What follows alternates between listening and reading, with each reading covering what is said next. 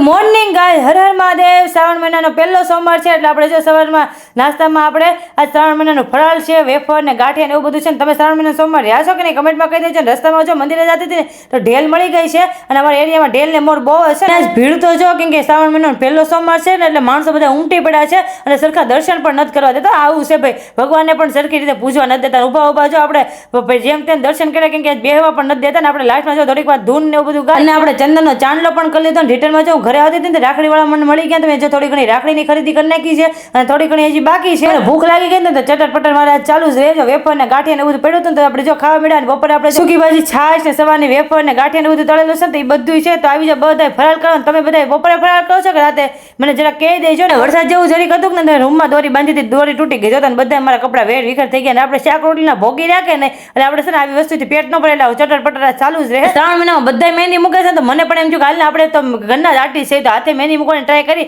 તો મારી મહેંદી કેવી લાગી જરા કમેન્ટમાં કહી દેજો। અને આપણે હાથમાં જબલું પહેરીને આજ તો હું કે રસોઈ કરવાની છે કે મહેંદીનો કલર આપણે પાકે પાયે લાવવાનો છે અને કેટલા ટાઈમ પછી મહેંદી મૂકી છે ને તો મને હરખ પણ છે અને આ બધું જ મેં કામ છે ને મીન્સ કે બધી રસોઈ છે ને શાક રોટલી મેં જબલું પહેરીને કરી છે। જો મારા હાથમાં મહેંદી હજી છે અને તમને મારી મહેંદી ને તમને સોમવાર યાદ છો કે કમેન્ટમાં કહી દેજો। મળીએ કાલે નેક્સ્ટ વિડીયો। ત્યાં સુધી મારો વિડીયો ગમતો તો લાઈક, શેર, સબસ્ક્રાઈબ અને હર હર મહાદેવ।